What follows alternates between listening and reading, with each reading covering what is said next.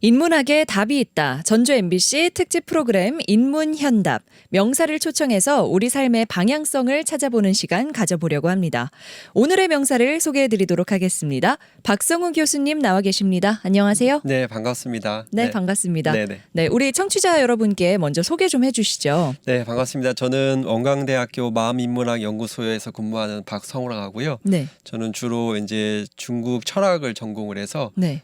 특히 이제 육아를 전공을 했어요. 그래서 육아의 어떤 여러 가지 경전들 속에 나타나 있는 마음들에 대해서 좀 오. 연구하는 그런 일들을 하고 있습니다. 아, 그래요? 네네. 그런데 오늘 우리가 배우는 들어볼 주제가 네. 인문학으로 배우는 부의 의미이잖아요. 네네. 네, 사실 부라는 단어만 들어도 네. 우리가 귀를 쫑긋하게 되는 시대이지 않습니까? 네네. 네, 그래서 되게 주제에 관심이 가고 그러는데, 인문학으로 배우는 진짜 부의 의미는 어떤 내용을 담고 있을까요? 네. 짧게만 소개해 주신다면요. 네, 일단은 요즘 이제 저희 시대가 이제 자본주의 시대다 보니까 네. 대체적으로 이제 돈에 대한 관심을 이제 많이 갖게 되고 이제 그러다 보니까 이제 제가 오늘 설명드릴 내용은 어떤 그 재테크하는 방법보다는 네. 인문학의 관점에서 특히 이제 또 동양 철학의 관점에서 진정한 부의 의미가 무엇인지 다시 한번 성찰해보고 진정한 부로서 좀 더 행복한 삶을 살아갈 수 있는 그런 길을 조금 한번 같이 이야기해보는 그런 시간을 가졌으면 좋겠습니다. 네. 사실 우리가 서점에만 가도 경제 관련 도서가 네네. 항상 상위권에 있고 그렇죠. 재테크하는 그런 책이나 방식들이 정말 많이 소개되어 있잖아요. 네네. 그래서 우리가 항상 돈을 많이 축적하는 것 네네. 거기에만 중점을 두고 있는 것 같은데 네. 말씀하신 것처럼 오늘 그 부의 의미가 무엇인지 네네. 돈을 많이 갖는다는 것의 의미가 무엇인지 아는 게 참 중요하겠다는 생각이 듭니다. 네네. 네, 그럼 오늘 시간 한번 기대해 보겠고요. 강의 바로 들어보도록 하겠습니다. 네, 바로 시작하도록 하겠습니다. 오늘 인문학으로 배우는 진짜 부의 의미에 대해서 간략히 이제 말씀드릴까 하는데요. 오늘 크게 이제 세 가지로 한번 말씀을 드려볼까 해요. 첫 번째, 우리가 이제 부를 오랫동안 쌓아오고 축적해온 어떤 인류의 삶이 있었는데 과연 그렇다면 이 부가 우리 인류에게 어떤 의미가 있는지, 어떤 목적이 있는지 한번 살펴보고요. 그 다음에 부의 기준이 뭘까? 우리가 이제 부자다 또는 어느 정도 어떤 재산이 축적돼야 어떤 부를 이루었다, 이렇게 성공을 했다 이렇게 이야기가 되는데 그 기준은 도대체 뭘까를 명확히 알면 우리가 앞으로 어떤 부의 어떤 방향성에 대해서 좀 알 수 있을 것 같고, 마지막으로는 어쩌면 이 강의 가장 중요한 부분이라고 할 수 있는데 우리가 부라는 것이 과연 현대에 있어서 또는 우리 삶에 있어서 진정한 의미를 갖기 위해서는 우리가 부의 어떤 여러 가지 의미 중에 참다운 의미를 한 세 가지 정도 정리를 해서 한번 말씀을 드려볼까 합니다. 네. 네, 첫 번째 이제 부의 목적인데요. 부라는 그 한자 어원을 이제 살펴보면, 부라는 한자 혹시 다 아시는지 모르겠어요. 부라는 어원 이제 살펴보면 집안에서 이렇게 여러 사람이 먹을 만큼 농밭이 풍부하다는 의미가 있습니다. 여기서 중요한 것은 집 안이에요. 이제 범주가 집 안이고, 그리고 먹을 만큼, 네. 내가 먹을 만큼 이제 풍족하다는 의미가 원래 이제 부라는 한자의 어원이 있고요. 그리고 이제 우리가 이제 보통 부를 많이 축적한 사람을 이제 부자라고 하는데 부자의 어떤 영어는 이제 리치라고 하죠. 네. 근데 이것을 라틴어 어원으로 보면 이제 렉스라고 하는데, 자, 이것은 이제 모든 부와 권력을 가진 어떤 왕을 뜻하고 있습니다. 그리고 이제 육아에서도 오복이라는 것이 있어요. 그래서 목숨, 오래 장수하는 거죠. 그리고 이제 우리 오늘 주제인 부가 있고, 강령은 이제 몸과 마음이 건강한 거. 그리고 유호덕은 이제 부와 어떤 몸과 마음을 이제 자신이 건강하다면 이것을 다른 사람에게 이제 베푸는 것. 그리고 이제 고종명은 우리가 이제 마지막에 죽음의 순간을 맞이했을 때 고통 없이 깨끗하게 죽는 것. 이것을 이제 육아에서 말하는 5가지 복이라고 해서 이제 서경에 이제 나오는 말씀인데, 그 중에서도 이 부는 부유하고 어떤 풍족하게 살기를 바라는 어떤 인류의 희망이 담겨져 있다고 이렇게 말할 수 있을 것 같습니다. 좀 그렇다면 예나 지금이나 우리는 왜 이토록 부를 원할까? 앞서 말씀드린 부의 어떤 한자 어원이라든지 또는 육아 경전인 서경에 나오는 어떤 부의 의미 그런 것들만 우리가 이렇게 보게 되면 부의 목적이 단순하게 풍족하게 먹고 살기 위한 어떤 생존에만 있는 것일까? 그렇다고 하면 이제 다들 아시는지 모르겠지만 다람쥐가 그 겨울을 나기 위해서 네. 도토리를 엄청 많이 모으거든요. 뭐 그쵸. 숨겨놓기도 하죠. 그러면 우리의 어떤 부의 축적이 단순히 먹고 살기 위한 생존에만 있다면 우리가 다람쥐와 다르게 뭘까? 네. 뭔가 좀 더 고차원적인 어떤 다른 의미가 있다는 것을 우리가 한번 살펴볼 수 있을 것 같습니다. 2005년도에 혹시 보셨는지 모르겠지만 웰컴 투 동막골이라는 영화가 한 편 있었는데요. 네네. 이 영화에서 그 동막골에 제일 큰 어른이 있어요. 네. 근데 이 어른을 이렇게 동네 주민 사람들이 일사불란하게 움직입니다. 그러니까 말씀을 하면 거역도 하지 않고 모두가 이렇게 믿고 따른 이 유일한 이제 지도자의 모습을 보여주고 있거든요. 네. 근데 이제 내용을 보시면 아시겠지만 여기에 이제 인민군과 이제 우리나라 이제 군인이 같이 있는데 군인의 역할은 통솔력이 가장 중요하죠.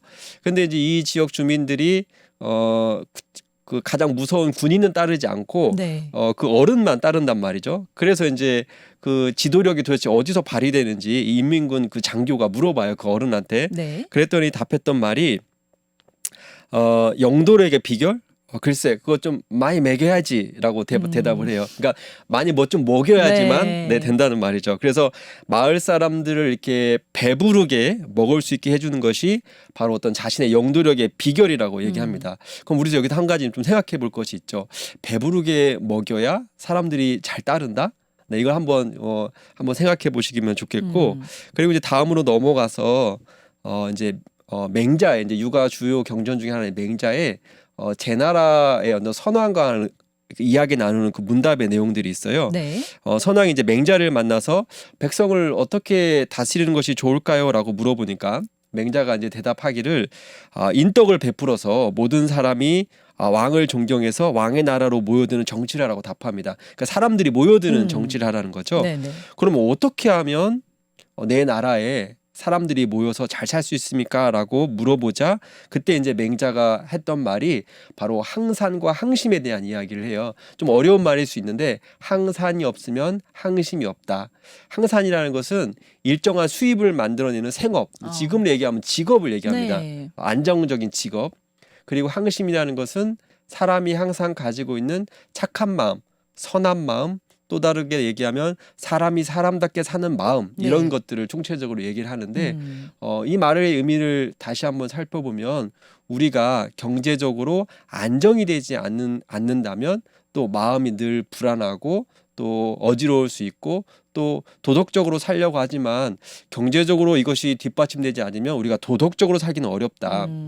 이런 이야기들을 우리가 할 수 있습니다. 그래서 일반 사람들은 이제 먹고 사는데 부족함이 없는 어떤 일정한 수입이 보장되어야 안정한 도덕심을 갖고 사람답게 살 수 있다. 이제 이러한 이야기들을 하고 있는 거죠. 네. 그래서 이제 맹자의 말씀이나 또 앞서 얘기한 어떤 영화의 대사가 이 명대사로 이렇게 회자되는 것을 보면 시대를 불문하고 현실적으로 이러한 문제들을 해결하는 게 가장 시급한 일이었다라고 이제 우리가 알 수가 있죠. 자, 그럼 우리가 이제 그 첫 번째 처음 질문으로 돌아가서 우리는 특히 이제 우리 인류는 왜 그토록 부를 원했을까? 부라는 것은 그 맹자의 어떤 말씀이라든지 어떤 인문학적으로 따지면 사람이 사람답게 살기 위해서 필요한 가장 기본적인 요건이다. 여기서 중요한 것은 바로 사람답게 살기 위해서 아주 중요한 요건이다. 이렇게 이야기할 수 있을 겁니다. 그러면 이제 물론 그 부라는 것이 이렇게 상대적이기 때문에 어느 정도 있어야 내가 좀 만족하고 사람답게 살 수 있는 그건 다 다르겠죠. 네. 그렇다고 해서 이제 부가 있다고 모두 이제 행복한 것은 아니지만 가만히 살펴보면 불행하다고 느끼는 사람들의 그 기저에 보면 대체로 이제 부의 결핍이 이제 존재하게 되는데요.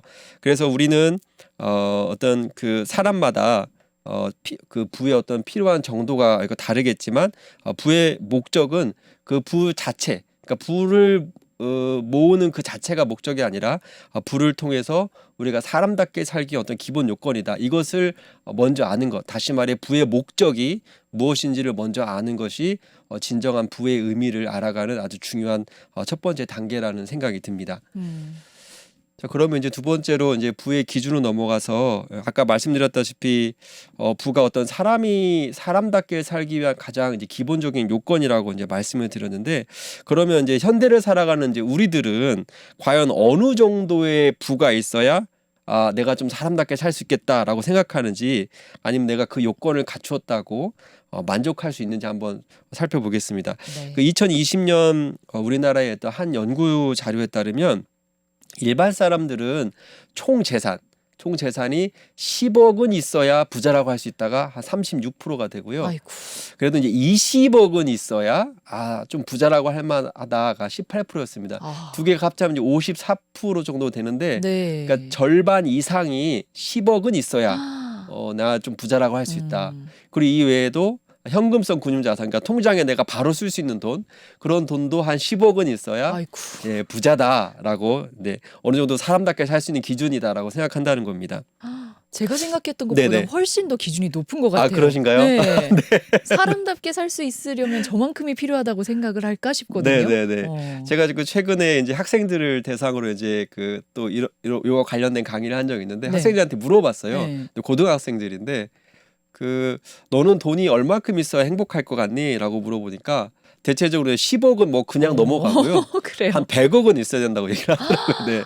그 100억 갖고 뭐 할래? 뭐 하면 내가 행복할까? 그랬더니 집 사고 자동차 사고 또 빌딩 짓고 네, 그러한 이야기를 하더라고요. 그러니까 어찌 보면 우리 아이들이 어떤 자본주의 시대를 살아가면서 어떤 정말 현실적인 이야기를 하는 것 같지만 또 한편은 좀 안타깝더라고요. 네. 어떤 큰 어떤 꿈에 대한 이야기가 아닌 정말 현실적으로 내가 앞으로 어떻게 어떤 생존에 대한 이야기를 하고 있잖아요. 돈을 네. 가지고. 그런 이야기들을 들을 때 조금 안타까운 마음이 듭니다. 근데 그것은 우리 학생들의 문제가 아니라 이 통계 자료에도 나와 있다시피 전반적 어떤 사회 분위기가 네. 그런 식으로 가고 있다는 점이죠. 음. 그럼 우리가 여기서 이제 한번 알아볼 것은 이와 같이 이제 부의 기준이 있는데, 그럼 과연 현실적으로 네. 우리들이 이 부의 기준에 얼마만큼 미치고 있을까라고 네. 생각해 볼 필요가 있죠. 그래서 2021년 그 11월에 나온 그 KB 금융지주 경영연구소의 2021년 한국 보고서 해마다 나오는데요. 네.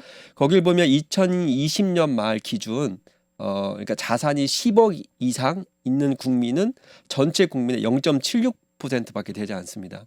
네, 0.76%. 1%도 안 되는 거잖아요. 네, 그러니까 그 10,000명 중에 70명 정도죠. 네네. 그리고 이제 그래도 중산층이라고 여기는, 내가 어느 정도 안정한 중산층이라 여기는 그 기준이 연봉 1억 이상인데요. 네. 연봉 1억 이상의 실제적인 연봉 1억 이상인 국민은 전체 국민의 0.4%. 네. 그러니까 10,000명 중에 약 40명 정도라고 이야기를 할 수 있습니다. 자, 그러면 이런 어떤 통계들을 보면 우리가 이제 한 가지 알 수 있는 것은, 우리가 생각하는 부의 기준은 상당히 높죠. 네. 현실보다 높은데 우리의 어떤 실제적인 현실은 이제 그렇지 못하다. 아마 여기에서 대체적으로 이제 상대적인 박탈감이라든지 또는 뭐 흑수저, 금수저 이야기들이 이제 자연스럽게 이렇게 나오게 되고, 그러다 보니까 이제 정말로 자신이 부자라고 생각하느냐는 질문을 했어요. 네. 예. 근데 나는 부자라고 생각하는 답한 사람은 전체의 10%밖에 되지 않습니다. 네. 어떤 사람들한테 물어봤는데? 일반 사람들한테 이제 자신은 정말 부자라고 생각하느냐라고 물어보면 한 10% 정도밖에 나는 부자라고 생각하지 않는다. 이런 어떤 또 대답도 나오고 있고요. 그래서 이제 우리가 생각하는 부의 기준은 높지만 현실은 그렇지 않다. 그래서 이제 혹자는 어떤 그 사이 어떤 괴리감, 내가 생각하는 기준은 이 정도인데 실제 어떤 나의 현실은 이 정도. 그러니까 이 사이에 느낀 어떤 그 괴리감을 메우고, 또는 심리적인 어떤 안위. 그래도 나는 괜찮다라고 어떤 안위를 어떤 그 느끼기 위해서 대체적으로 행하는 방법 중에 하나가 그 부자를 그렇게 뭐랄까, 부자를 그 의심하는 거죠. 네. 그러니까 예를 들어서 부자를 봤을 때 저 사람은 분명 금수저일 거야. 네, 분명 부모님한테 엄청난 재산을 물려받아서 네. 부자가 됐을 거야라고 생각한다든지, 또는 어떤 분은 저 사람 분명 정당한 방법으로 부자가 되지 않았을 거야. 어떤 투기라든지 그렇죠. 어떤 그런 방법들로 인해서, 또는 어떤 우리가 모르는 나쁜 짓을 해서 부자가 됐을 거야. 예, 이런 식으로 해서 실제적으로 부자가 된 사람들은 하나의 어떤 결과인 거죠. 근데 그 결과가 있겠자지 부자들도 나름의 어떤 수많은 노력과 우리가 보이지 않는 어떤 그런 투자와 어떤 했을 텐데 그런 것들은 싹 무시하고 어떤 결과만을 보고 상대적 바탈감에 따라서 부정적인 의심을 하고 그런 이제 이야기들을 하죠. 그래서 이제 통계적으로 보면 우리나라 사람들은 부자에 대한 호감도가 10%가 넘지 않습니다. 그래요? 외국에 비해서 상당히 낮아요. 부자를 별로 좋아하지 않는 네, 부자를 나라네요. 별로 좋아하지 않는다는 거예요. 그러니까 도덕적으로 선하지 않는다라는 기준을 늘 이렇게 생각하고 있다는 거죠. 네. 이런 어떤 안타까운 어떤 현상들도 있습니다. 음. 자, 그럼 이제 마지막으로 이런 일들을 또 종합해서 과연 이제 부의 진정한 의미가 무엇일까라는 것을 한번 좀 생각해봤으면 좋겠는데요. 자, 첫 번째로는 과연 이 부의 의미를 진정한 어떤 부의 의미를 알기 위해서는 이 부가 어디에서 왔는가를 먼저 한번 생각해 볼 필요가 있습니다. 네. 혹시 이제 요술지갑이라는 그 예화 혹시 들어보셨는지 모르겠는데 이게 뭐냐면 옛날에 어느 부자가 있었어요. 네. 근데 이 사람이 부자가 될 수 있었던 계기는 지갑을 하나 주웠는데 그것이 요술 지갑이었어요. 무슨 지갑이었냐면 지갑을 열 때마다 10,000원씩 생겨요. 그 10,000원을 빼면 또 10,000원이 또 생기고 다음에 열면 또 10,000원이 생기고 계속해서 10,000원짜리가 계속 채워져 있는 그런 요술 지갑을 갖게 돼서 결국 부자가 됐습니다.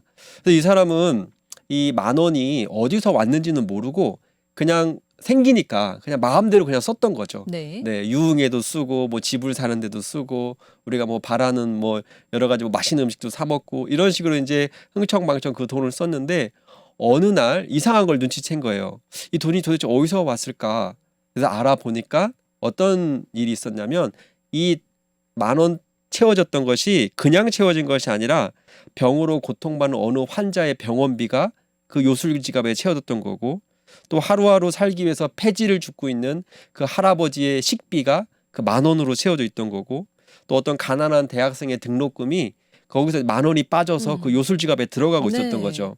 그래서 이 예화가 단순히 보면 어떤 재미있는 예화일 수도 있지만 우리가 한번 부라는 것이 도대체 어디서 왔는가, 내가 지금 쌓고 있는 부 또는 어떤 누군가의 부는 어찌 보면 그 어찌 보면 불특정한 누군가의 어떤 희생과 어떤 가난을 담보로 이루어지는 것이다.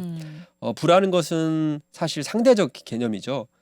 햇볕이 있으면 반드시 그림자가 있듯이 부라는 것이 있으면 그 부를 이루기 위해 어떤 또 다른 어떤 그림자의 모습이 있기 때문에 우리가 부라는 것을 얻었을 때 물론 이렇게 얘기하면 어떤 분들은 내가 노력해서 됐고 내가 어떤 이 자본주의 사회에서 어떤 적절한 투자로서 이루어졌는데 왜 그것이 어떤 다른 사람의 희생과 담보냐 이렇게 네. 또 반발할 수 있는데 우리가 엄밀히 말하자 보면 어떤 부를 쌓기 위해 노력한 어떤 자신의 어떤 그 노력을 부정하거나 어떤 죄책감을 가지라는 뜻이 아니고요. 네. 나의 부가 어디서 왔는지를 다시 한번 자각을 하게 되면 진짜 부의 의미가 무엇인지 과연 나이가 쌓은 이 부를 어디다 써야 되는지를 네네. 명확히 알 수 있다는 거죠. 그러니까 내 부가 이루어진 것은 결코 나 혼자만의 노력이 아니라 어떤 세상에 좀 더 낮게 보면 정말 가난한 자들의 어떤 그런 그 희생이 밑받침되어서 내 부가 이루어졌다는 것, 그것을 아는 것이 어찌 보면 좀 중요한 의미가 될 수 있을 것 같습니다. 네. 네네. 중요한 부분인 것 같아요. 네네네. 그리고 이제 두 번째로는 이런 어떤 부가 쌓여졌을 때 이 부를 어떻게 소유해야 영원한 나의 소유가 될 것인가. 네. 이러한 어떤 문제들도 한번 생각해 볼 필요가 있을 것 같습니다. 그 불가에서 아주 중요한 어떤 가르침 중에 하나가 바로 이제 무소유라는 가르침인데요. 아마 청취자분들께서 많이 들어보셨을 겁니다. 그리고 이제 가장 이제 유명한 이 무소유를 얘기했던 가장 유명하신 분 중에 한 분이 이제 법정 스님이시죠. 네. 지금 이제 열반하셨지만 이 법정 스님께서 그 무소유를 이렇게 말씀하셨어요. 무소유라는 것은 아무것도 갖지 않는 것이 아니라 자기가 가진 것에 집착하지 않는 것이다. 네. 무소유하면 아무것도 갖지 말아야 되고 다 놓아버려야 되고 가진 것이 없어야 되고 이런 의미로 우리가 보통 이해할 수 있는데 네. 그것이 아니라 내가 지금 갖고 있는 것 또는 가지려는 것 그런 것들에 대해서 집착의 마음을 놓는 게 무소유다라는 말씀을 이렇게 해주셨습니다. 네. 그래서 어느 한 경전에도 보면 이런 예화가 하나가 있어요. 그 자손이 많고 가난이 이제 가산이 아주 부유한 한 분이 계셨는데 이분이 이제 그 선을 하기 위해서 그러니까 마음 공부를 하기 위해서 어느 한 단체에 들어갔어요. 근데 일주일 만에 있다가 이제 그 마음을 공부하는 그 단체에서 나와 버렸는데 이 네. 사람 이분의 어떤 핑계가 뭐였냐면 이렇게 말합니다. 그 이끌어주는 어떤 그런 분한테 제가 집에 있으면 고추장이나 간장이며 나무 곳간에 그 장작을 도둑 맞아도 아들과 며느리는 모를 것입니다. 그래서 마음 놓고 내가 이 선을 날 수가 없어요. 그래서 그 당장 집에 가서 며느리와 아들을 못 믿으니까 그 고추장이며 나무 곳간이며 간장이며 이런 것들 내가 챙겨야 돼서 바로 그 가야겠다. 그래서 어떤 그런 것들을 다 벗어나고 해탈하기 위해서 이 선을 날아 왔다가 오히려 어떤 자기가 가진 것에 집착하는 바람에 결국 떠나버렸다. 이런 어떤 예화가 있습니다. 네. 그래서 결국 이제 집착의 어떤 그런 문제에 대해서 이야기를 하고 있는데 사실 그 부라는 것은 그 자체가 좋고 나쁨이 없어요. 부가 좋은 것이다, 나쁜 것이다 이런 어떤 도덕적인 판단을 내릴 수 있는 것이 아니라 부는 그 자체로 부죠. 네. 근데 이제 문제는 그것을 대하는 우리의 마음에 따라 그 바뀐다. 그러니까 부가 그 내가 그것을 대하는 것이 어떤 집착의 마음을 대하면 부는 나를 지옥으로 이끌어갈 것이고 내가 이 부를 축적하더라도 아까 말한 그 무수의 마음 거기에 대해서 좀 더 한 발짝 물러나서 벗어나는 마음으로 어떤 그 부를 누릴 수가 있고 자유롭게 할 수 있다면 그 부는 도리어 나를 어떤 그 천국으로 나를 천국으로 이끄는 도구가 되는 거죠. 그래서 우리는 부를 좋다 나쁘다로 기준하기보다는 부를 대하는 내 마음이 어떤가. 네. 부가 아무리 많아도 그것을 대하는 내 마음에 집착이 강하다면 그것은 지옥일 뿐이고 부가 아무리 적더라도 그것을 대하는 내 마음이 풍족하다면 그것은 나를 어떤 천국으로 이끌어주는 그런 어떤 것이 되는 거죠. 결국 내 마음에 따라 달라진다는 것. 그래서 부를 어떻게 소유할 것인가는 많이 소유한다는 것을 말하는 것이 아니라 소유했든 소유지 않든 거기에 대해서 내 마음에 집착성을 놓는 것, 거기에 집착하지 않는 것 이것이 어찌 보면 가장 중요한 문제 중에 하나가 아닐까라는 생각을 해보게 됩니다. 네. 네네.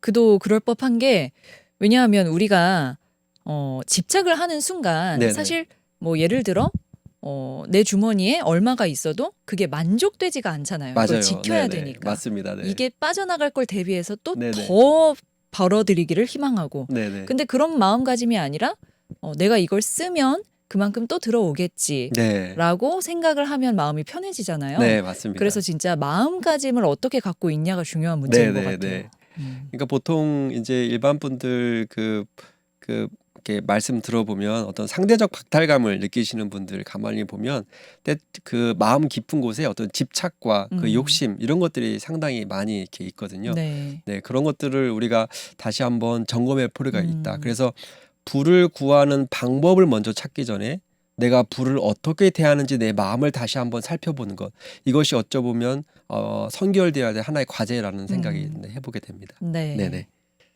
그리고 이제 마지막으로 이제 부의 의미를 그렇다면 이제 이러한 내용들을 종합해 볼 때 진짜 부는 뭘까? 진짜 부라는 것 우리가 물질을 많이 쌓아놓는 게 부인지 아니면 또 다른 의미 어떤 그 인문학적으로 볼 때 어떤 또 부의 의미가 있는지 한번 살펴볼 필요가 있을 것 같습니다. 혹시 이제 그 도깨비 방망이 이제 부자 방망이 혹시 아시는지 모르겠어요. 뭐 다들 우리가 이제 어렸을 때 동화 속에 나왔던 이야기인데 네. 그 여러분들이 이제 보통 어린 시절에 뭘 갖고 싶으셨는지 모르겠는데 저 같은 경우에는 어린 시절에 그 종합 과자 선물 세트가 있었어요. 네. 그 상자 안에 갖가지 모든 과자들이 다 들어있는 종합 과자 선물 세트였는데 그게 항상 늘 갖고 싶었거든요. 근데 이제 그 어느 날 제가 이제 도깨비 방망이 이 부자 방망이에 대해서 알게 된 거예요. 네. 근데 그거는 금 나와라 뚝딱하면 금이 나오고 은 나와라 뚝딱하면 은이 나오고 이제 그런 도깨비 방망이였는데 어렸을 때 그런 생각을 했어요. 아, 저 도깨비 방망이가 나한테 있으면 내가 종합과자 선물 세트 나와라 뚝딱해서 내 방 안에 온통 다 그 종합과자 선물 세트로 다 꾸몄으면 좋겠다. 이제 그런 이제 생각들을 하게 됐는데 요즘 그 뭐 코로나 19로 인해서 어떤 그 전 세계적으로 이제 돈을 풀게 되죠. 그러다 보니까 돈의 그 가치가 하락되면서 반대로 이제 자산의 가치가 폭등하게 돼서 자산이 있는 분들은 그 자산의 가치가 더욱 올라갔고 네. 자산이 없는 분들은 그 오히려 그 화폐 가치가 떨어지면서 어떤 그 더 그 경제적으로 더 수준이 더 밑바닥으로 이렇게 깔아앉게 되는 것도 있었잖아요. 그래서 그런 상대적 박탈감을 느끼시는 분들은 어찌 보면 제가 어린 시절에 원했던 그 부자 방망이 그것이 있으면 내가 이 상황을 타파할 수 있을 텐데 어떤 그런 생각들을 더 간절하게 하게 될 거라는 생각이 드는데 네. 그렇다면 이 부자 방망이가 도대체 뭘까? 그 불가에 보면 이제 그 아주 중요한 경전 중에 하나가 이제 금강경이라고 있어요. 네. 근데 아마 이제 불자분들께서는 다 아실 텐데 이 금강경에 이제 이런 대목이 있습니다. 수보리아가 이제 수보리라는 분이 이제 부처님의 제자인데 그 삼천대천 세계 큰 세계에 칠벌하게 이제 7가지 보물이 있는데 그 보물로 가득 채워서 다른 사람을 위해서 보시를 하면 그 복덕이 과연 많다고 할 수 있겠는가? 그래서 그 수보리라는 제자가 그 복덕이 심히 많습니다라고 대답을 해요. 네. 어찌 보면 정말 많죠. 음. 큰 세계에 칠보로 가득 채워서 보시를 하니까 그 복이 엄청 많은 거겠죠. 근데 왜냐하면 그 복덕은 복덕성이 아니기 때문입니다라고 대답을 합니다. 네. 자, 이 말을 우리가 다시 한번 살펴볼 필요가 있는데 여기서 복덕이 심히 많다는 말은 한계가 있는 유한성을 뜻합니다. 많긴 많지만 칠보라는 것은 물질이기 때문에 유한한 것이다. 그래도 언젠가는 세월이 오래 걸리면 다 없어져 버린다. 그래서 많지만 결국에는 어느 순간 없어져 버린다. 한계성을 의미하는 의미의 많습니다입니다. 네. 네. 그런데 여기서 말하는 그 복덕성이라는 것은 이러한 어떤 복덕이 나올 수 있는 어떤 근원적인 요소를 함축하고 있다는 것을 의미하는데요. 쉽게 예를 들어 이런 겁니다. 다리를 못 건너는 사람이 있어요. 물이 그 강에 불어나서. 근데 그 사람을 우리가 도와주는 방법은 업고 건너는 거겠죠. 네. 네, 이것은 쉽게 말하면 복덕입니다. 네. 그런데 복덕성이라는 건 뭐냐면 거기다가 다리를 놔주는 거예요.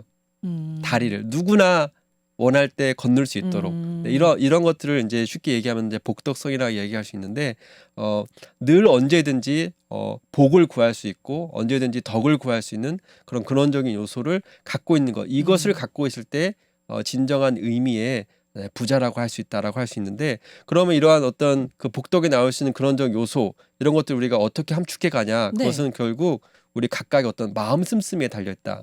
이렇게 말씀을 드릴 수 있을 것 같습니다. 그러니까 한 가지 이제 예를 드리면 그 예전에 그 삼형제를 둔 이제 집안이 있었는데 그 아버지께서 이제 열반을 하시기 전에 여의주화 하나를 줘요. 여의주라는 것이 이제 그 원하는 대로 다 이루어지는 구슬이거든요. 그래서 첫째 아들은 그 여의주를 가지고 받아서 큰 집이 많게 해주세요라고 소원을 벌어서 집을 많게 했고 또 두 번째 아들은 그 여의주를 가지고 맛있는 음식이 많게 해주세요 해서 소원을 빌었어요. 근데 마지막에 셋째는 뭘 빌었냐면 이 여의주가 나오게 해주세요라고 빌었어요. 네. 네, 무슨 말씀인지 아시겠죠? 네. 그러니까 집이라든지 음식이라는 것은 결국 다할 날이 있는 복인데 여의주를 또 만들고 여의주를 또 만들어서 계속해서 여의주를 갖게 되면 그 복이라는 것이 그 부라는 것이 정말 무한히 확정되는 거잖아요. 네네. 그런 의미에서 우리가 이 마음을 잘 쓰는 것, 상황에 따라서 이 마음을 잘 쓰는 것, 특히 복 짓는 마음으로 잘 쓰는 것, 이것이 어찌 보면 우리가 영원히 부를 소유하는 아주 중요한 마음 자세라고 할 수 있다. 이렇게 네, 말씀드릴 수 있을 것 같습니다. 네. 네. 그래서 이런 어떤 그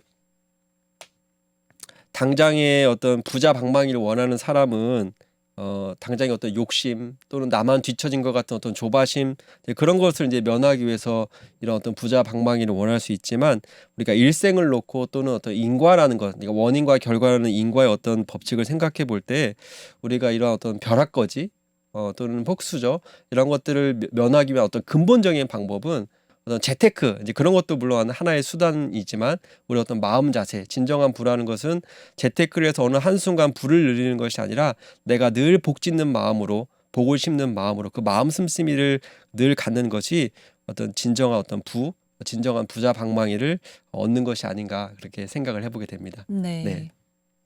오늘 준비하신 말씀이 여기까지인가요? 네네 맞습니다. 아, 네. 네네. 우선 강의 정말 잘 들었고요. 네네. 정말 우리가 이 돈, 부라는 것에 대해서 그게 정말 무엇인지는 좀 한편에 넣어둔 채 네네. 그냥 계속 앞만 보면서 불을 쫓고 있지만 않았나 하는 생각이 좀 드는 시간이었어요. 네네. 그런데 저는 한 가지 좀 씁쓸한 생각이 드는 게 뭐냐면 네네. 결국 또 현실적인 문제로 좀 돌아오더라고요. 맞습니다. 네. 이 세상이 정말 아름답고 공평해서 네네. 이런 마음 씀씀이를 가지고 산다면 부가 축적되는 세상이었으면 참 좋았을 텐데 맞아요. 네네. 우리 주변을 보면 네네. 그렇지 않은 것 같은 경우가 참 많단 말이에요. 맞습니다. 네네. 그래서 이 상대적인 박탈감, 네네. 열등감 이런 것들도 생기는 것 같거든요. 네네. 이런 미운 마음이 자꾸 들 때는 네네. 우리가 어떻게 좀 마음을 가다듬을 수 있을까요? 미운 마음이요? 네. 네. 그러니까 누구에 결국 대한 미움? 네. 그러니까 어떤 내가 갖지 못하는 부에 대한 네. 안 좋은 마음이라는 거죠. 네네. 왜냐하면 실제로 내 옆에 바로 친구가 뭐 어디 주식을 해가지고 네네. 갑자기 돈을 벌었다든지 네네. 그러고 어떤 부자는 어떻게 부를 축적했는지 보니까 주변 사람들한테 밥 한 번 안 쓰는 아주 네. 쪼잔한 그런 네. 사람인 거예요. 네네. 그러니까 그런 사례들을 보면 네네. 마음만 우리가 착하게 그리고 복이 들어오게끔 이렇게 네. 크게 먹는다고 해서 이렇게 해소되지는 않는 것 같다는 거죠. 네네. 네, 이런 부분에 대해서는 어떻게 우리가 네. 마음을 가다듬을 수 있을까요? 네. 일단은 제가 먼저 꼭 짚고 넘어가고 싶은 것은 우리가 이렇게 자신은 정말 열심히 살아왔는데 정말 말씀하신 대로 누구는 막 요즘 뭐 비트코인이라든지 뭐 주식이라든지 뭐 부동산 이런 것들이 이제 폭등하다 보니까 나는 열심히 살았는데 주변 이야기를 들으면 어떤 상대적 박탈감 때문에 어떤 그런 어떤 고통과 어떤 괴로움을 느끼는 분들이 저도 이제 많다는 얘기를 들었어요. 저도 어찌 보면 그런 사람들이 또 한 사람일 수가 있어요. 오늘 뭐 이런 강의를 하지만 네. 또 뭐 다른 교수는 막 뭐 이렇게 뭐 해서 투자해서 뭐 급여보다 더 벌었더라 이러면 내가 지금 혹시 잘못 살고 있는 건가? 내가 지금 바르게 살고 있는 건가? 이런 생각들을 뭐 가끔씩은 이제 할 수 있게 되는데 근데 여기에서 이제 한 가지 중요한 것은 먼저 당부드리고 싶은 것은 이러한 사례들로 인해서 지금까지 열심히 살아온 나의 삶의 의미와 가치가 부정되지 않았으면 좋겠어요. 일단은. 그러니까 자산이 10억이라고 해서 그 사람의 어떤 삶의 의미와 가치가 10억인 건가? 내 자산이 만약에 1,000원이 있다고 해서 내 삶의 의미와 가치가 과연 1,000원인 건가? 그건 아니라는 거죠. 그래서 어떤 지금까지 어떤 자산의 규모 어떤 그런 것들로 인해서 지금까지 살아온 어떤 나의 어떤 인생의 가치를 평가절하하거나 그런 것들로 인해서 나를 평가하는 절대적 기준으로 일단은 삼지 않는 그런 자세가 조금 일단은 있었으면 좋겠다는 생각이 들어요. 네, 그것이 나를 규정할 수 있는 어떤 나의 어떤 인생의 성공을 규정할 수 있는 건 아니거든요. 일부분은 될 수 있지만 전부는 아니다. 네, 그런 생각들을 이제 일단 하게 되고 그리고 이제 사실 저는 돈을 버는 게 제가 이제 사실 이제 인문학자다 보니까 경제학자가 아니다 보니까 네. 뭐 재테크의 방법에 대해서는 이제 구체적으로 이제 말씀을 드릴 수는 없지만 물론 이제 그런 방법들을 구하지 말라는 건 아니에요. 뭐 마음만 잘 쓰면 된다 그건 아니고요. 마음을 잘 쓰고 또는 어떤 나 스스로에 대한 자존감 네, 이런 것들을 지키는 가운데 그런 것들을 구해야지 단순히 상대적 바탕을 때문에 어떤 저 사람을 저 사람이 어떤 잘못된 방법을 했다고 의심한다거나 또는 나는 왜 이렇게 못났을까라는 어떤 그런 자괴감이란지 이런 어떤 것들을 바탕으로 해서 불을 추하게 되면 그것이 오히려 역으로 자신이 다칠 수가 있거든요. 네. 그래서 불을 구하는 것은 중요하지만 이 시대에 그 구하는 마음의 기저에는 네. 나를 일단 내 삶의 어떤 가치를 인정하고 또 상대방의 어떤 부의 어떤 성공도 인정하고 그러한 바탕 위에서 시작을 해야 어찌 보면 멘탈이 건강하게 부를 구할 수 있지 않을까 생각을 해봅니다. 네, 네네. 맞습니다. 결국은 뭐 예외적인 사례가 눈에 보이더라도 아니야. 뭐 부를 그런 식으로 축적해서는 분명 나에게 해가 될 거야. 뭐 네네. 이렇게 좀 긍정적인 믿음을 갖는 게 또 중요할 것 같아 보여요. 네네. 네, 아마 강의 들으신 분들도 좀 궁금한 점이 있을 것 같고 워낙 우리가 좀 평소에 생각을 많이 하는 주제이잖아요. 네네. 네, 그래서 더 많은 이야기가 준비되어 있을 것 같은데요. 잠시 후에 계속 이야기 나누도록 하겠습니다. 네, 인문현답 오늘은 박성호 교수님과 함께 인문학으로 배우는 부의 의미에 대해서 이야기 나눠보고 있습니다. 자, 이제 청취자 질문도 들어왔거든요. 어떤 것들을 궁금해 하시는지 지금 바로 한번 들어볼게요. 저는 열심히 살고 있다고 생각하는데 자꾸 주변에서 주식으로 얼마를 벌었네, 아파트 값이 얼마나 올랐네 하면 뭔가 허탈해지더라고요. 돈은 어떻게 버는 것이 좋은 건가요? 아, 이분도 역시 네. 저랑 비슷한 점이 그러니까 다- 가장 큰 네. 문제네요. 그러니까 아마 많은 분들이 그럴 것 같아요. 네네. 그러니까 본인이 생각하기에도 내 주변에 누구는 이렇다. 네네. 누구는 저렇다. 네. 가만히 있는 내 자신이 지금 옳은 것인가 하는 생각이 많이 들 거라는 거죠. 네, 이분께는 좀 현실적인 조언 어떤 걸 해주실 수 있을까요? 그러니까 일단 아까도 이제 말씀을 이제 드렸다시피 제 생각에는 이제 일단 가장 중요한 것은 어떤 그 자산의 기준 그런 것들로 자신을 평가하는 잣대로 삼지 않았으면 좋겠다. 네, 일단은 그것이 이제 가장 더 중요하게 먼저 마음을 먹었으면 좋겠고요. 사실 이제 현실적인 조언, 그러니까 돈을 어떻게 버는 것이 좋은가요?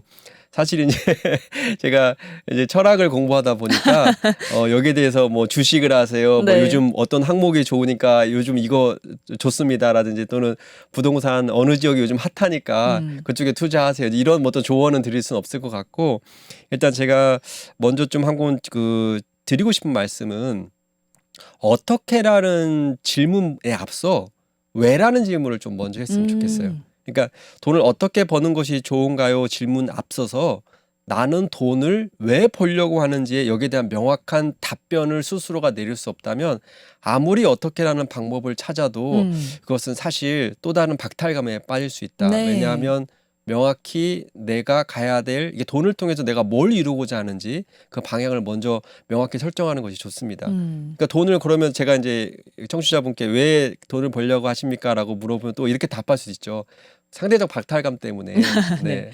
저는 아무것도 안 하는 것 같아요. 그래서 뭔가 조금 그 경제적인 부를 이루어야 제가 어느 정도 저 스스로 인정할 것 같아요. 이런 말씀을 혹시 하실 수도 있는데 제가 앞서 말씀드린 그 왜라는 질문에 이 그런 어떤 상대적 박탈감 때문이라면 정말 죄송하진 말씀이지만 아무리 자산을 쌓아도 상대적 박탈감은 영원할 수밖에 없습니다. 왜냐하면 그런 박탈감이라는 것은 비교심에서 나오는 거거든요. 네.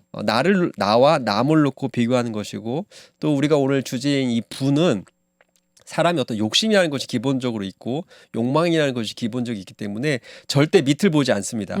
항상 위를 쳐다보게 돼 있어요. 하긴 왜냐하면 네네. 누가 주식으로 얼마 벌었다더라만 우리가 기억하지. 그렇죠. 주식으로 망했다는 소리 그냥 듣고 흘리잖아요. 네네. 아유 그 사람 잘 안 됐나 보다. 네. 아유 좀 그러네 하고 좀 이렇게 나만 아니면 돼. 약간 이런 마음으로 있다가 맞아요. 누가 뭐가 됐다가 하면 마음이 이렇게 쏠리잖아요. 근데 아까 제가 통계에도 잠깐 보였다시피 그런 분들은 극히 일부입니다. 네, 맞아요. 네, 정말 극히 일부인데 그 극히 일부고 오히려 그런 것들로 인해서 어떤 탐욕에 따라서 그런 것들을 해서 실패한 사람들이 더 많아요. 그 사람들도 어찌 보면 우리 청취자분 질문처럼 조급함 때문에 네. 뭔가 이러면 안 될 것 같다는 마음 때문에 급하게 하는 마음으로 빚을 내서 할 수도 있고 그렇죠. 이런 것들로 인해서 문제가 더 크게 될 수 있다는 거죠. 근데 그런 것들을 예방하기 위해서는 아까 제가 말씀드렸다시피 어떻게라는 질문을 하기 전에 왜라는 질문을 좀 먼저 가졌으면 좋겠다라는 생각을 해봅니다. 네. 그래서 그 남과 우리가 비교하는 마음이 무서운 이유 중에 하나는 이미 내가 가지고 있는 것에 무관심하게 되거든요. 비교를 하게 되면 내 거는 놓고 남 것만 쳐다보기 때문에 정말 내 안에 있는 이미 소중한 것들 이런 것들에 무관심하게 되고 무관심하게 되다 보니까 자신의 가치를 자꾸 낮추는 어떤 이러한 일들이 계속 있게 되는 것 같아요. 네, 그래서 왜라는 질문을 꼭 한번 가졌으면 좋겠고 왜 벌고 싶은가에 대한 명확한 이유가 있으면 거기에 따라 어떤 강한 동기가 생기게 되고 이런 것들이 먼저 생긴 다음에 그 방법을 찾아도 늦지 않다. 네, 그런 생각을 해보게 됩니다. 그래서 네.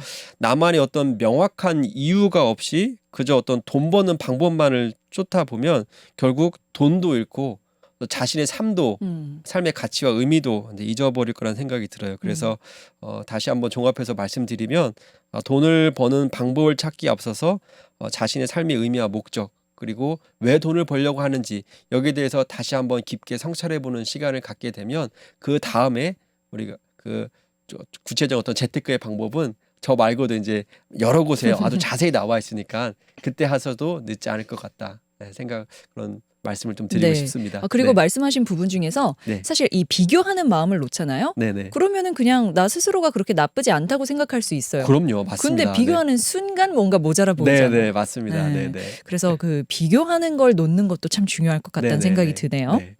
네, 그러면 다음 질문도 한번 들어보겠습니다. 마음이 부자야 진짜 부자라고는 하지만 노후를 생각하면 돈 없이는 안 되겠더라고요.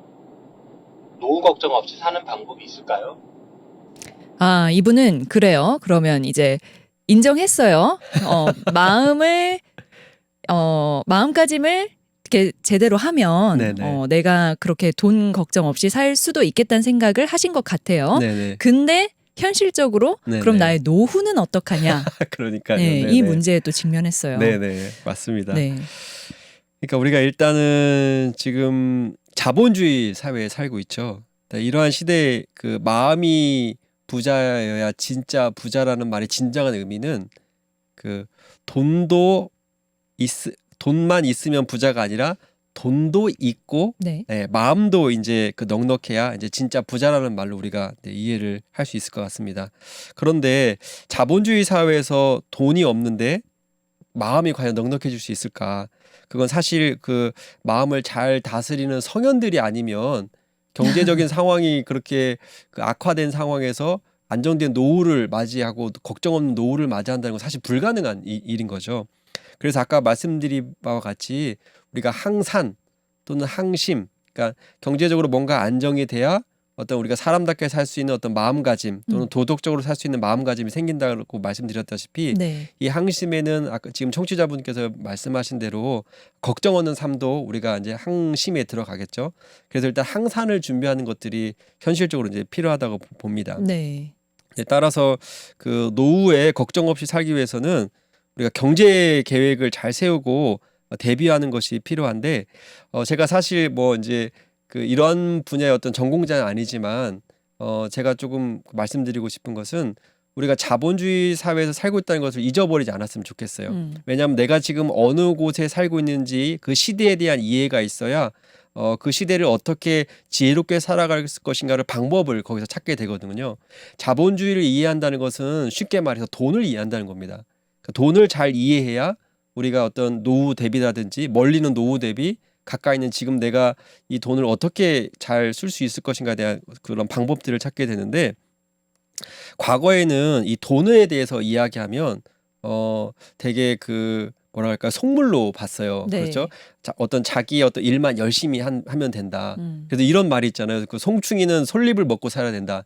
사실 저희 아버지도 저한테 아주 자주 했던 말입니다. 저 어렸을 때 그 뭐 좀 더 비싼 음식이라든지 좀 더 비싼 장난감을 갖고 싶으면 항상 말씀하셨어요.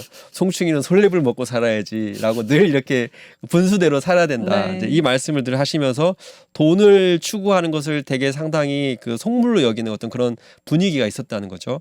그런데 우리가 한 가지 알아야 될 것은 돈을 모르면 솔잎만 먹다가 정작 송충이가 솔잎을 그토록 먹었던 단 하나의 이유, 나방은 될 수 없습니다.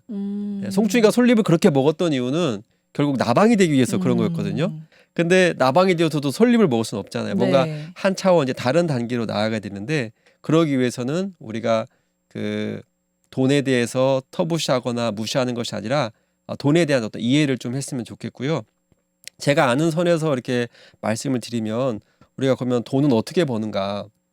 보통 이제 근로소득과 이제 자본소득을 이야기하잖아요. 근로소득은 내 어떤 시간과 어떤 노력을 투자해서 돈은 번이라면 자본소득이라는 것은 시스템이 갖추어져 있어서 내가 굳이 노력하거나 시간을 투자하지 않아도 돈이 돈을 버는 것을 우리가 이제 그 자본소득이라고 하는데 그러면 이러한 그 자본주의 사회에서 또는 코로나19로 인해서 전 세계적으로 돈의 가치가 하락되는 데 있어서 그 근로소득만은 가지고는 우리가 어려움이 있거든요. 네. 그래서 노후 대비를 위해서는 자본소득에 대한 준비가 필요한데 그럼 또 이렇게 반문하실 수가 있어요. 자본이 없는데 그럼 내가 자본소득을 어떻게 하냐. 네. 이러한 어떤 이야기를 할 수가 있는데 저는 지금부터라도 좀 하면 좋겠다라는 생각이 들어요. 물론 이것에 대한 전제는 아까 제가 말씀드렸던 비교하지 말고 조바심 내지 말고 자신의 삶의 의미와 목적, 왜 돈을 벌었는지를 확고히 일단은 갖고 그 다음에 우리가 그 금융 근로소득에서 자본가가 될 수 있는 방법들을 하나하나 찾아갔으면 좋겠다. 물론 제가 여기서 전문가가 아니라서 뭐 채권이라든지 주식, 부동산 뭐 이런 것들에 대한 방법을 말씀드릴 수는 없지만 한 가지 예를 드리면 그런 것 같아요. 우리가 매일 그 저기 별다방 가서 네, 커피 마시잖아요. 네, 커피 마시잖아요. 네네. 네, 커피가 뭐 5, 6천 원대가 되는 걸로 네, 맞아요. 5, 6천 원대가 알고 있는데 그거를 그 먹는 것을 아껴서 음, 그 별다방에서 그 한 잔 먹는 그것을 소비하는 대신에 네. 네, 그 별다방 그 주식 한 주를 매수해 보는 거죠. 네. 네, 그렇게 일단은 시작을 해서 내가 자본 소득을 갖출 수 있는 어떤 노력들을 현실적으로 이루어진다면, 그러니까 내가 자본가가 되는 노력들을 하나하나 내 삶 속에서 네. 아주 가까운 삶 속에서 시작하게 되면 결국 어떤 그런 꿈을 이루는데 한 발짝 다가갈 수 있지 않을까 이제 그런 생각을 듭니다. 네. 네네. 사실 우리가 가만히 앉아서 뭔가 큰 건이 하나 떨어지기를 기다리는 경우가 네. 많잖아요. 네네. 근데 그게 아니라 생활 속에서 내가 부담이 되지 않는 선에서 무언가를 네네. 해보는 게 중요하겠죠. 네네네. 음. 그런 경험들이 상당히 중요하다고 음. 저는 보거든요. 네. 네네. 자, 마지막 질문도 한번 들어보도록 하겠습니다. 돈은 잘 모으는 것도 중요하지만 잘 쓰는 것도 중요하다고 생각합니다. 돈을 잘 쓴다라는 것은 어떻게 사용하는 걸까요? 네, 돈을 모으는 만큼 이제 쓰는 것도 중요해 보인다. 돈을 네네. 어떻게 하면 잘 쓸 수 있을까요? 네. 근데 이분 그 질문을 들어보니까 그 이분 어느 정도 자산이 있으신 분 같아요. 그러니까 이제 잘 쓰는 거에 대한 이야기를 하겠죠. 그래서 참 그 잘 모으는 방법이 아닌 잘 쓰는 방법을 그 물어보셨다는 거에서 일단은 제가 그 깊은 존경의 마음이 일단 들고요. 그런 네. 마음을 좀 표하고 싶습니다. 그러니까 우리는 이게 대체적으로 이렇게 돈을 벌면 그 자신이 정말 잘해서 벌었다는 생각을 하게 됩니다. 근데 물론 이제 일정 부분 어떤 자신의 어떤 노력이 필요한 것은 당연하겠죠. 근데 하지만 그것만으로는 어떤 내가 돈을 버는 것은 아니다. 사실 그 내가 돈을 벌었다는 것은 어찌 보면 이 온 우주가 동참해서 네. 내가 돈을 번게끔 도와주는 것이 있거든요. 네. 사실 이 말씀이 조금 그 허황된 소리 또는 다소 좀 엉뚱하다고 생각할 수 있는데 가만히 생각해 보면 쉽게 아마 이해가 되실 겁니다. 내가 지금 직장을 가는데 자동차를 타고 가죠. 이 자동차는 누가 만들었을까? 어디서 왔을까? 내가 아침에 직장에 돈을 벌기 위해서 출근하는데 맛있는 음식, 아침 식사를 하고 가죠. 이 먹었던 이 아침의 식사는 어디서 왔을까? 자연에서도 왔을 수도 있고 또 누군가가 그 자동차를 만들었을 거고 또 예쁘게 옷을 입고 갔을 때 그 옷은 또 어디서 왔는가? 그러니까 이런 것들을 직접적인 어떤 관계는 아니지만 간접적으로 몇 층 있어서 내가 돈을 버는 행위를 해 나갈 때 이 세상 온 우주가 그러한 조건들을 형성할 수 있도록 도와줬다는 거죠. 다시 말해서 내가 돈을 벌었다는 것은 결국 다시 말해 세상이 내가 돈을 벌 수 있도록 허락해 줬다라는 생각이 일단 갖는 것이 중요할 것 같습니다. 네. 그래서 돈을 잘 쓰기 위해서는 지금의 돈이 나에게 오기까지 도와준 모든 것에 감사하는 마음. 네, 이 마음을 일단 갖는 것이 중요하고 또 한편으로는 제가 아까도 말씀드렸지만 이 부라는 것은 양면이 있다고 그랬잖아요. 네. 음양의 어떤 이치가 있듯이 내가 부하다는 것은 결국 어느 한편의 누군가는 가난하다는 의미예요. 그래서 조금 미안한 마음, 감사하면서도 미안한 마음, 이 마음을 먼저 갖는 것이 돈을 잘 쓰는 데 있어서 일단 중요한 마음 자세다라고 일단은 말씀을 드리고 싶어요. 그래서 세상에 감사하고 미안하다면 결국 돈은 세상을 위해서 쓰겠죠.